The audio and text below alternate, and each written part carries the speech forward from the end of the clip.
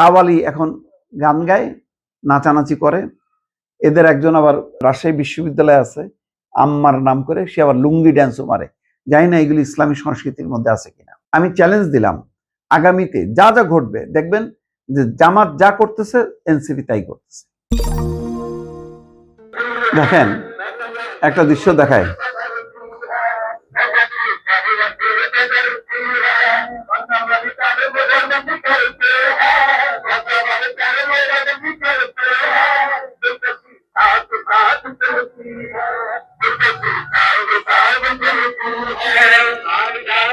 এইটা হচ্ছে কাওয়ালি গান, দেখবেন।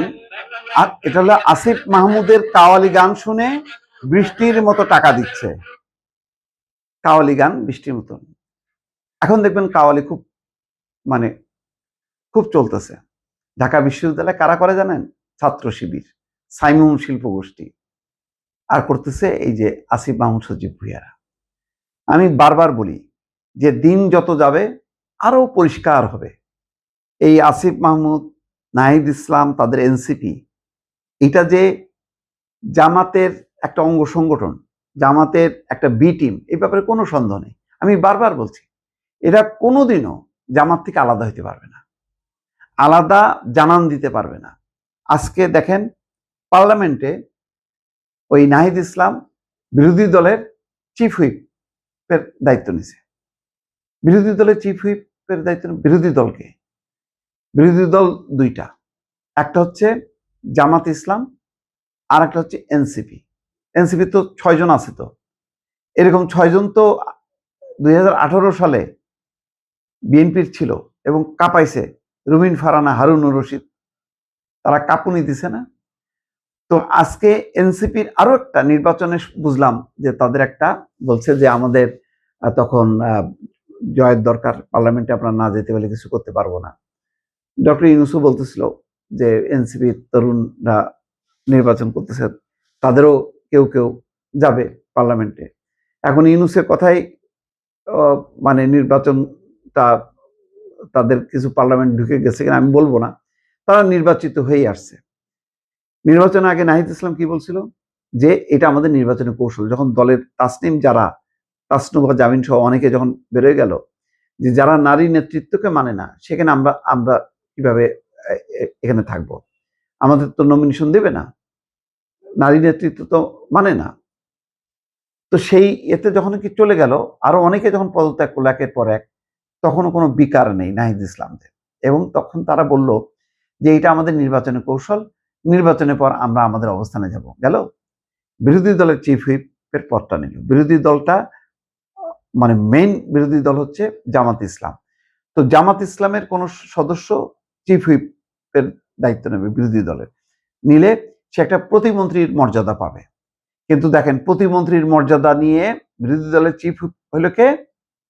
এনসিপির প্রধান নাহিদ ইসলাম।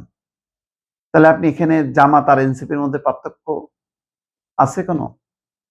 আগামী 5 বছরের জন্য কি বুকড হয়ে গেল না? গেল তো। তাহলে আগে কি বলল?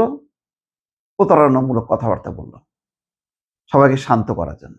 আসেন তারপরে দেখেন ওই যেটা শুরুতে বললাম, কাওয়ালি এখন গান গায়, নাচানাচি করে। এদের একজন আবার রাজশাহী বিশ্ববিদ্যালয়ে আছে, আম্মার নাম করে, সে আবার লুঙ্গি ড্যান্সও মারে। জানি না এগুলি ইসলামী সংস্কৃতির মধ্যে আছে কিনা। গানকে আর নাই, অন্য গান ধারণ করা যায় না। কনসার্ট যে হয়তো আগে, সেগুলি কই? সেগুলি কি ইসলাম বিরোধী? না। এরা একই লাইনে, ওই জামাত যা চিন্তা করে, তাদের যে কালচারাল যেই ক্ষেত্রটা, কাওয়ালি, ইসলামী গান, এগুলি এর বাইরে কোনো গানকে তারা স্বীকৃতি দেয় তো শুধু না, এগুলিকে মনে করে অনইসলামিক, ইসলাম বিরোধী, ইসলামের সাথে সামঞ্জস্যপূর্ণ না। এখন এদেরও কালচারাল বেসড হচ্ছে এরকমই। ফলে প্রথম দিকে দেখেন যখন এই আন্দোলন শুরু হয়, অনেক স্মার্ট ছিল ঢাকার অনেক আধুনিক পোলাপান, যারা খুব মডার্ন, ধরেন পাশ্চাত্য কালচারে বিশ্বাস করে, পাশ্চাত্যের রাজনীতি, পলিটিক্সে বিশ্বাস করে, সেই সমস্ত আধুনিক পোলাপানও কিন্তু শহীদ মিনারে আসতো। এখন আস্তে আস্তে এগুলি সব সরে গেছে, এসে এখন এগুলি যেখানেই তারা কোনো সমাবেশ করে দেখবেন সব শিবিরের একটা অংশ এসে হাজির হয়। এদের সাথে শিবির এবং জামাতের বাইরে এদের কোনো সামর্থ্য নেই। সারা দেশব্যাপী যখন কি ঘুরছে তখন বিভিন্ন জায়গায় জায়গায় এদের সমাবেশগুলোতে লোক যোগান দিছে জামাত ইসলাম, শিবির। তখনও কিন্তু গণমাধ্যমে একাধিকবার আসছে। আজকে চূড়ান্তভাবে দফায় দফায় শুধু প্রমাণিত হচ্ছে। এখন থেকে আমি চ্যালেঞ্জ দিলাম, আগামীতে যা যা ঘটবে দেখবেন যে জামাত যা করতেছে এনসিপি তাই করতেছে। এমন কোনো ঘটনা পাবেন না যেখানে জামাতের বিপরীত কোনো অবস্থান আছে এনসিপি। বললাম, ভুল হলে আমাকে বলেন।